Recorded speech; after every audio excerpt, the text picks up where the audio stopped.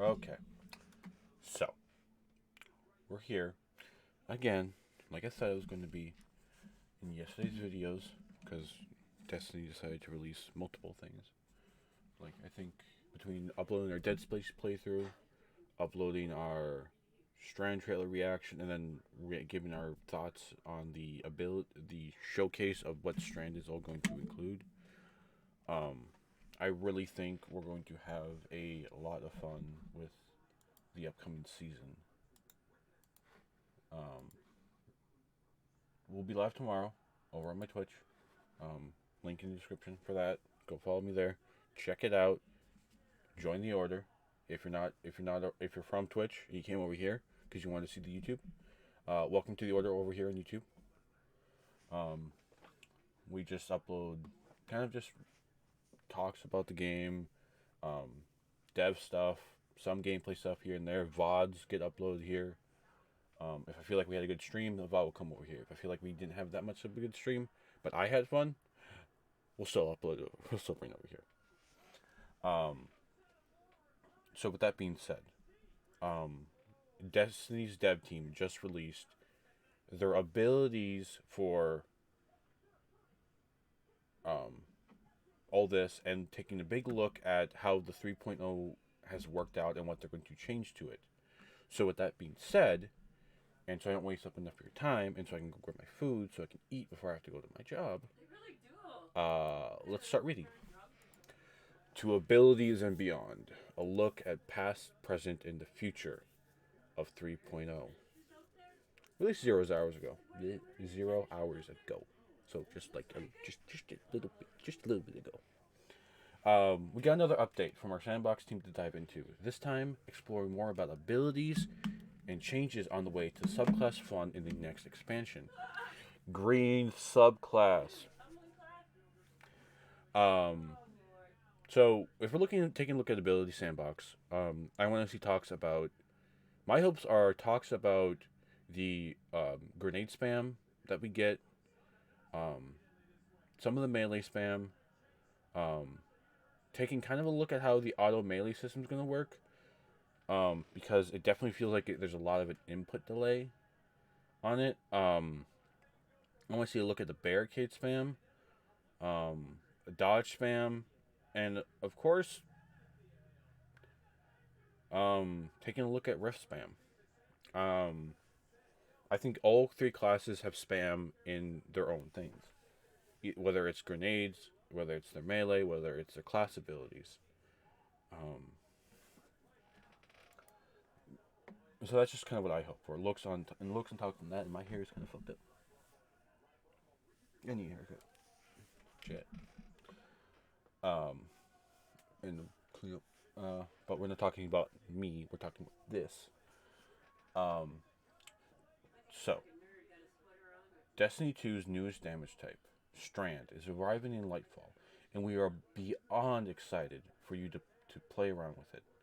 But that's not why we're here. No, we don't have any additional Strand gameplay details to share just yet.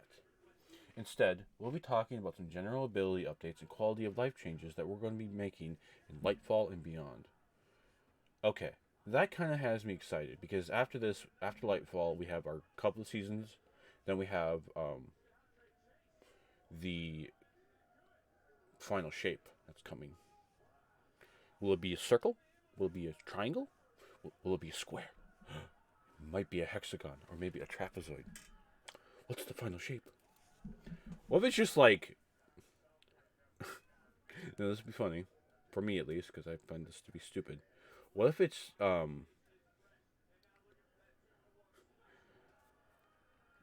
What if it's just. Like.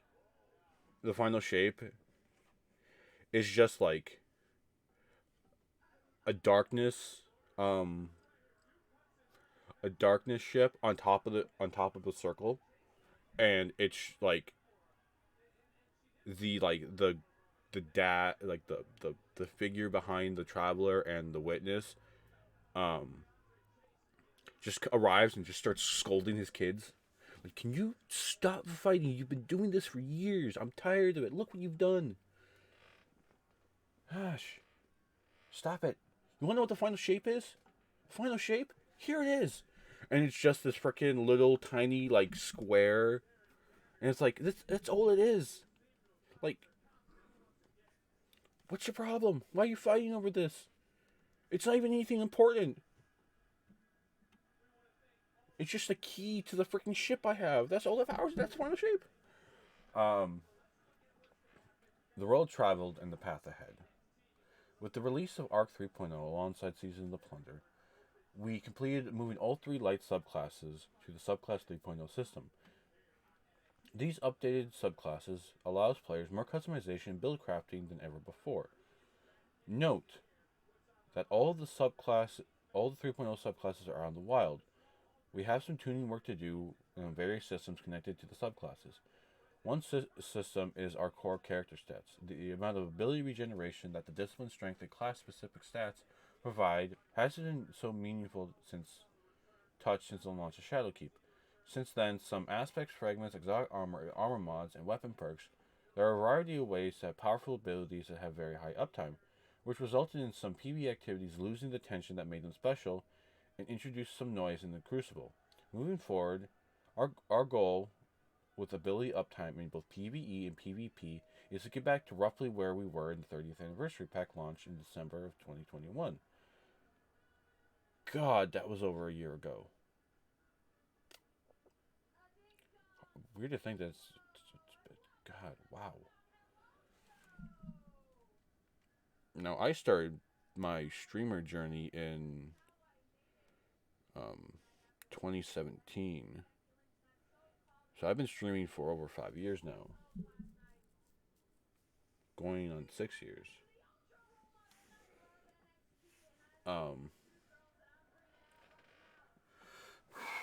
Wow. That was a year ago, and I started streaming 5 years ago.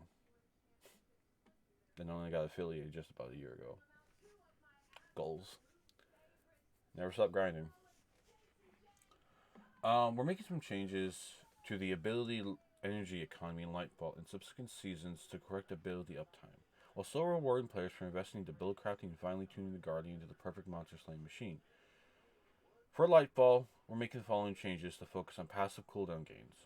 We scaled the efficiency of discipline, strength, and each class ability stat on grenade, melee, and class ability regeneration rates. In general, the regeneration stat provided by 10 stat is now roughly equivalent to an 8 in the previous system. Each stat tier now provides a more consistent gain in cooldown reduction rather than spiking heavily at lower tiers. Destiny is a game about space magic, and your abilities will always be the central of your combat loop. While this change looks like a lot in paper, we'll believe in the build crafting environment in Lightfall will more than make up for it. As a quick example, your legendary armor now has 3 specific types of mod slots, up from 2, that can fit a variety of mods and no longer restricted to elemental affinity. Starting in Lightfall, you'll be able to run all the following ability energy mods at the same time, and more freely be able to socket multiple copies of each. Bomber, Outreach, Impact Induction, Utility Kickstart, Melee Kickstart, Grenade Kickstart, Invigoration, Insulation, Innovation, Hands-On, Ashes to Assets, and Dynamo. So, for me, Bomber, Grenade Kickstart, and Ashes to Assets have always been the ones I've wanted to work with the most, but have had a problem because I want to run Bomber and Outreach, and then have some Grenade Kickstart, and then some Ashes to Assets, because grenades have always been like a big focal point of each one of my builds. Whether it's Starfire Protocol, Nezarexen, frickin' getting my super faster, being able to just quickly, use my grenade, boom, boom. So I think the combination of having this, Grenade Kickstart, and Ashes Assets, all on something where you don't have to have a specific armor that you have to throw here and then like pick and choose what you want. The ability to put Bomber and Outreach on the same bond will be great.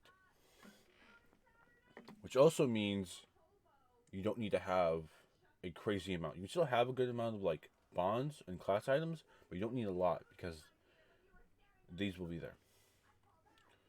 which I think is cool. In addition, armor mod energy costs have been reduced across the board, and artifact mods no longer need to be slotted into your armor, giving you more space to build craft to your heart's content.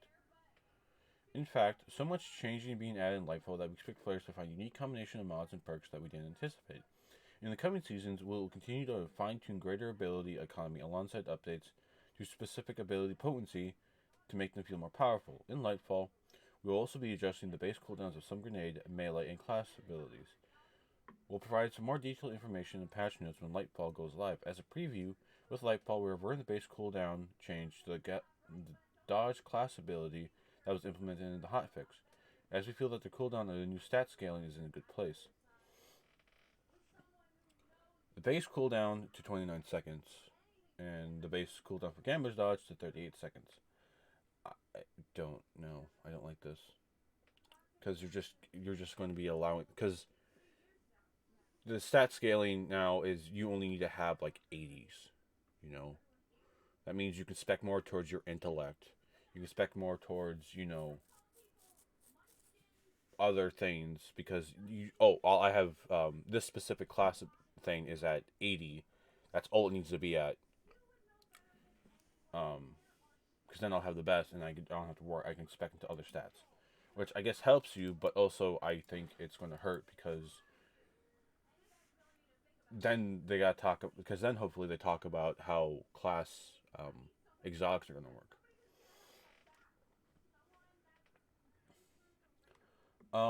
In the 30th anniversary release in December 2021, we split the super regeneration times into separate tiers based on the damage potential of each super, with Roman supers generally having longer cooldowns than one-off supers. While we still believe that the gradient cooldown of times based on the super's potency is healthier for the game, we also recognize that Roman supers have been taking a backseat in PvE content, particularly at higher difficulties where neutral games options have grown more capable for clearing groups of enemies with subclass 3.0 keywords. We're working to address this problem. We don't have a full suite of changes ready just yet. As this first step, in Lightfall, we're increasing the number of orbs that Roman supers can generate from 5 to 7, and reducing the number of orbs that burst supers can create from 7 to 5. We believe the split will more cleanly reinforce the gameplay role of these types of supers, while still providing a space for burst supers to shine in combat. With future releases, we plan to do a large tuning pass to balance Roman super performance and higher tier content. So,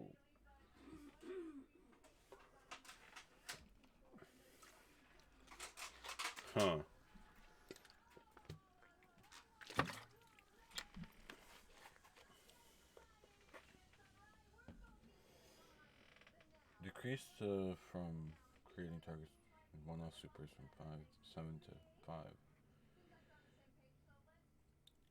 The orb power generation for Well of Radiance, Ward of Dawn, and both Shadow Shot variants is unchanged.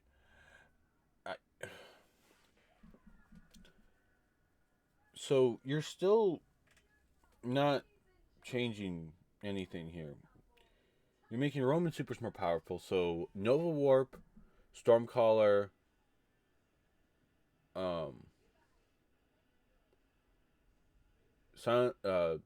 Shadebinder, and Daybreak are the only ones getting the buff.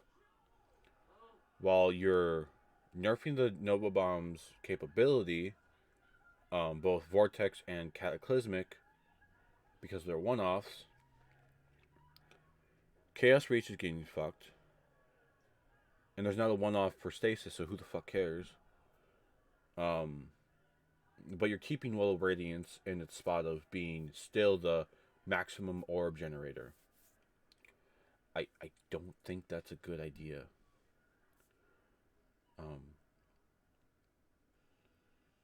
Because you're just making it so, well, all you gotta do is use Roman Super, and then, you got your Well of Radiance back, and then that just...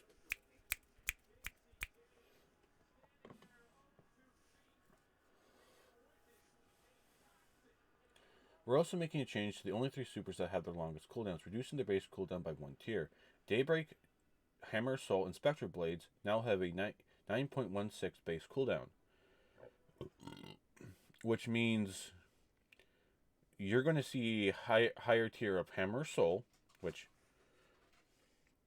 you do I Daybreak. Special Blade is probably just gonna be used more in PvP. Um. Oh. Oh. Okay. Hold on. We would also like to take this opportunity to detail a specific tuning coming in Lightfall. This is not a comprehensive list, which always will be found in the patch notes, but it represents a portion of the majority of changes that we're making. First up, Ward of Dawn. With Void 3.0, Ward of Dawn was reintroduced as a selectable super rather than being tied to Sentinel Shield. As we've introduced more objective game modes into Crucible, Zone Control, Iron Banner Fortress, and Zone Control Trials. Fortress, I'm sorry, but you need to make. I feel that it would be better if, because all the maps, they always go to like a center point where it all collapses.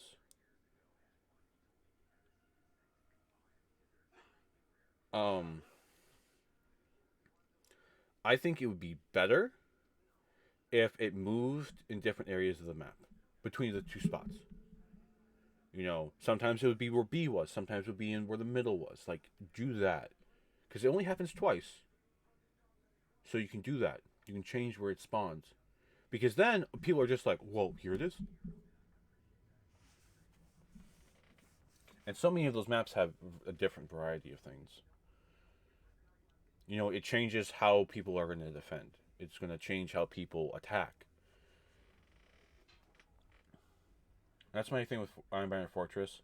Also, I don't like the fact that you have three different tiers of Scorpion tanks.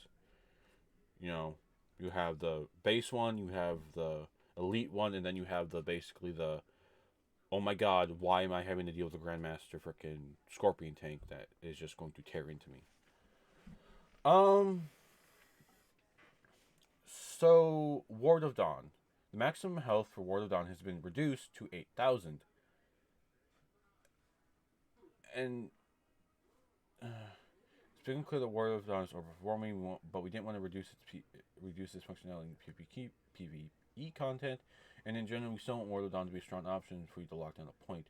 We're making to a few changes to make dislodging players from Ward of Dawn more realistic in normal play, so in PvP. Um, Ward of Dawn has a health reduce. Damage dealt to the Ward of Dawn by PvE combatants has been reduced to compensate. In general, Ward of Dawn's effective health in PvE should not meaningfully change. I don't think that is a good idea. See, yeah, you reduce the damage in PvE and you made the PvP's health more, but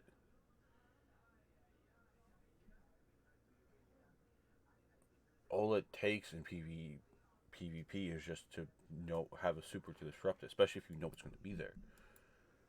Um, Standardized damage dealt by each kinetic and energy weapon against the ward itself. Previously, energy did 2.5 times damage to Ward of Dawn, and kinetic did 1 damage. Now, regardless of it, all weapons do 1.5 damage to the ward. Armor of Light has been updated to reduce its potency in PvP. Maximum health is reduced to 300. Now inherits a 50 overshield, a overshield's 50% PvE damage resistance, and no longer negates precision damage. Similarly, Thundercrash was proven to be too difficult to counter and escape in high-level Crucible modes, and is too strong for both its pseudo, roaming, and shutdown roles. Our goal with these changes is to bring it more in line without compromising its fantasy, allowing you to be the missile. It also felt like a good opportunity to give Fist of Havoc a damage boost against PvE targets, so we're including that as well. Thundercrash reduced the maximum flight time from 5 seconds to 4.5 seconds, so you just have to be quicker with it. Reduce the damage volume of players while in flight by 20%, and push it further toward in front of players to make the flyby disintegrations more intentional. Descent now begins earlier in flight, reduce the landing detonation size by 20%, unchanged in PvE target, and in PvE, Fist of Havoc get a buff. Can you give Eternal Warrior like a better freaking like look to it as well in Nightfall? Because this would be great, but that exotic looks terrible. Arc 3.0 Spark Resistant Fragment also achieved our goal in making close-range combat safer to engage with. But it's a little bit too easy to keep rolling through the entire PvE or Crucible skirmish. We're making the changes to increase the difficulty of doing so without changing its potency, spark resistance, increase the number of requirement to 3, reduce the linger time after you're no longer surrounded to 2 seconds. Now with Solar 3.0, the increased Daybreak duration provided by Dawnblade's Attunement of Flame path was removed, which left Daybreak in a lackluster place. With Lightfall, in addition to the cooldown reduction detailed above, will reduce the attack cost and increases the damage output in PvE. So the super cost per swing will now be 6.5 of your super energy, which would make, what's that exotic that used to always do that? That would increase your Daybreak kills. Is that?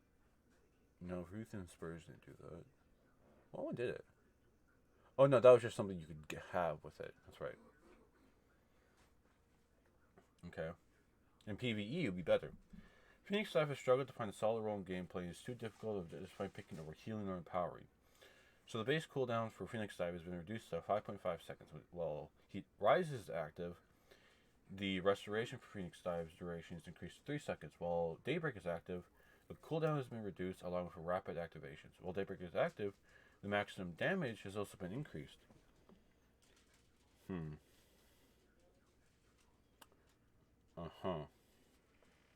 Pretty soon, Guardians are getting a little sturdier. Starting Lightfall, physical collisions will no longer be lethal to Guardians. Fall damage will still be lethal when Lightfall launches, but we're planning to making this also make that non-lethal in the mid-season update. You'll still take damage from physical collisions, but it'll generally leave you at 1 HP instead of outright splattering you. So no more snap mechanics killing you? Like if it sends you flying into a wall? I know one streamer and YouTuber I watch named Chibi that will love that because I've seen him be yeeted into the stratosphere. We hope you'll take this newfound freedom and run with it. We found it's more fun to hurl ourselves headlong into danger without worrying about what's in our way. We're Guardians after all.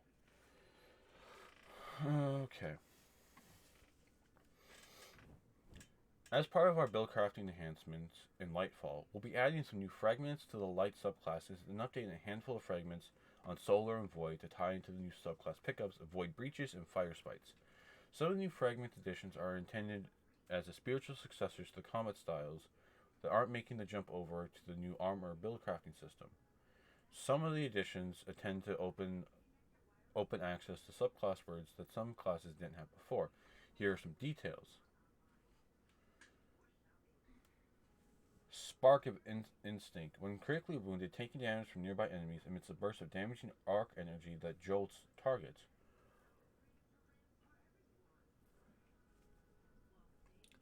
ACDC feedback just got better. Because that's more jolts. That's more damage you can do. Doom Marches might even be good too because you're just going to become a frickin' static ball. Spark of Haste. You have greatly increased resilience, recovery, and mobility while sprinting.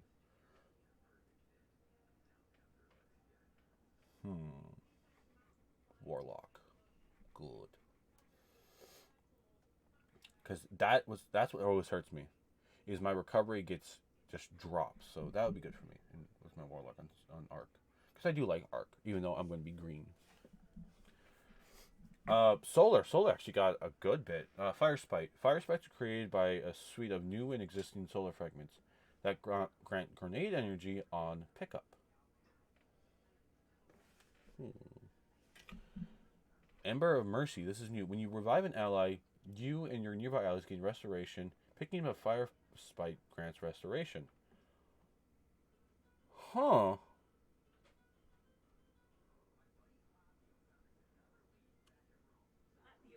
Oh.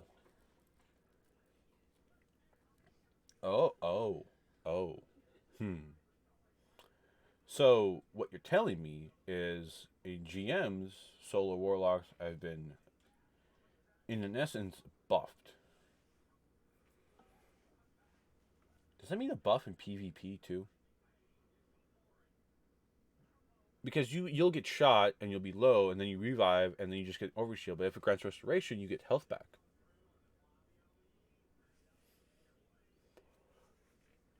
Solar might be a good pick for warlocks in PvP now.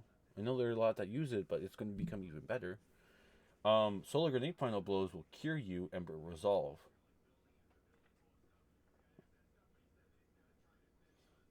Does this mean that if oh okay so now Ember Temper, Ember Combustion, Ember Searing now will create a fire spite with each of the following aspects. When solar weapon kills while Ember Tempering is active, you will create fire spite. Ember Combustion, you will create fire spite when solar weapon defeats. Ember Searing, you create fire spite when you defeat scorched targets. Void Breaches. Void Breaches are created by the selection of new and existing void fragments and grant class ability energy on pickup. So Solar will grant Grenade. They didn't say anything about the Arc one. And Void will do that. Ember of Cestation. Finish your final blows, create a burst of void damage that cause nearby enemies to become volatile. Defeating volatile targets create a void breach.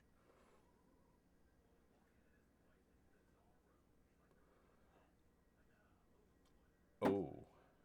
Void just got something good for PvE and Gambit. Defeating a target with your shields depleted now grants you a temporary void overshield.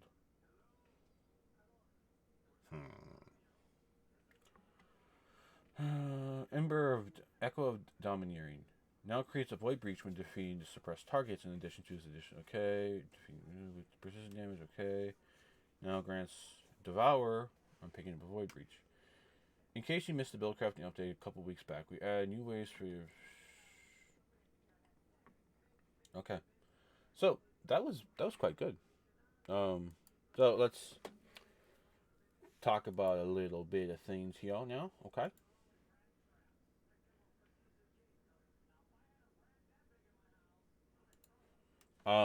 So when we're looking at a lot of the things that are happening with the introduction of the new subclass verbs and everything, um, I do think we need to take a look at how we're going to end up affecting the entirety of um,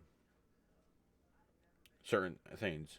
So Void got a significant buff with how it's going to be in PvE, which makes using things like Nezarexin, Mantle of Battle Harmony, and a lot of the other stuff a lot better. Um,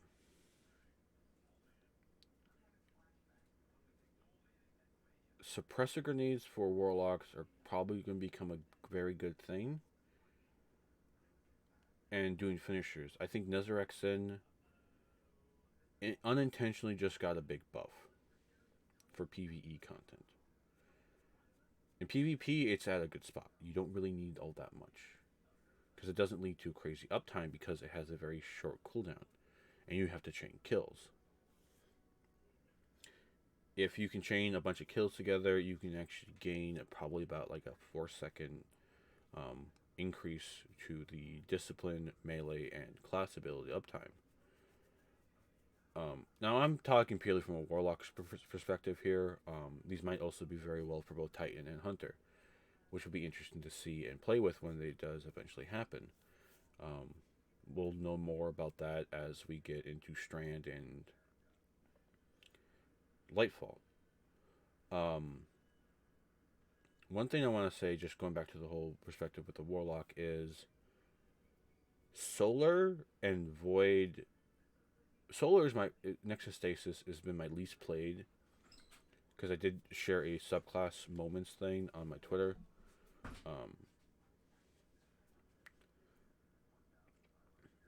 I do want to specify though. The reason I don't play Stasis all that much is because to me, unless you're using Osmancies, Stasis isn't that good. I don't mind the roaming super. I do think in PvP it needs to change. The full freeze mechanic thing still kind of needs to be changed up a bit.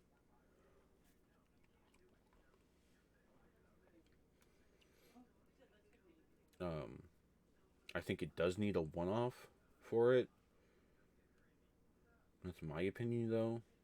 It needs a one-off because it grossly lacks its potential that it could have. The grenades, the stuff with your abilities, all that stuff with stasis warlocks with osmancies is great. The super though is what sucks. That part of stasis I don't like. The hunter, the titan super I also don't like. Actually, I don't like anything about stasis titans.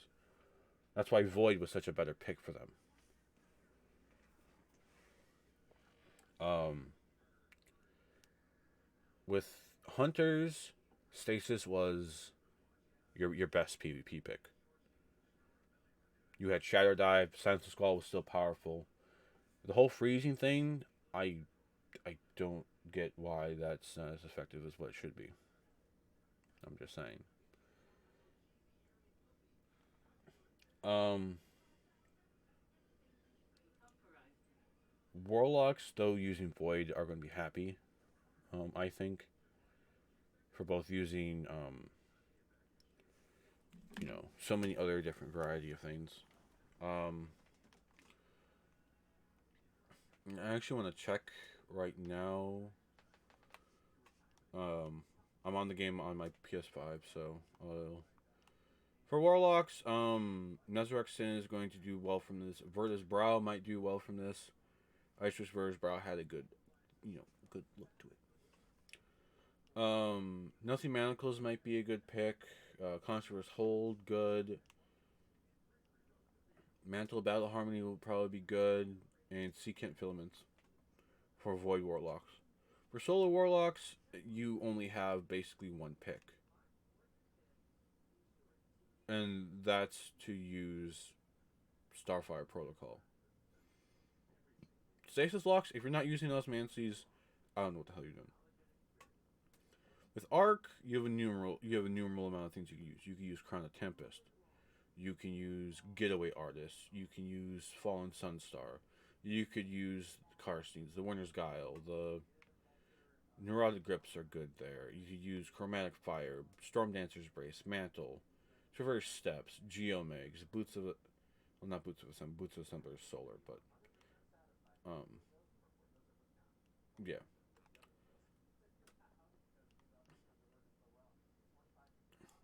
I will say that Promethean Spurs probably need, like, a little bit of significant change. Phoenix Protocol hasn't been where it needed to be. Um...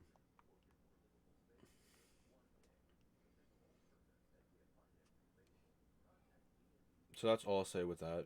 Um... Titans, Eternal Warrior just needs to be better.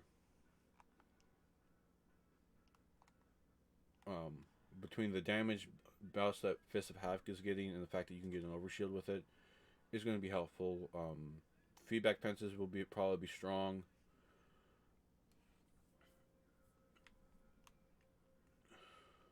Paragon Greaves have been something that of good lately. Doom Marchers, Heart of Innermost Light, Kuros of the Falling Star, like they have good things. They just need to be this thing with them are probably going to make it better.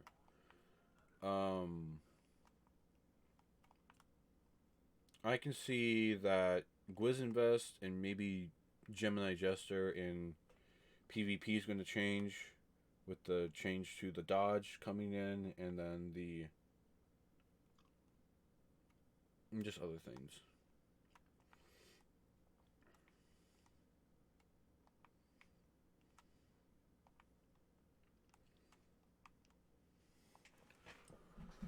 So, with that being said, I'm gonna go get this uploaded over to YouTube. So be sure to check that out. I'll try to drop my shit for my Twitter, all that stuff. To include all that. So that being said, guys, I will see you tomorrow. We're going to be doing a Gambit reset again for the 8th time this season. So I will see you then. Have a good one. Enjoy. And remember, join the others today. We kind of do fun things here. See you.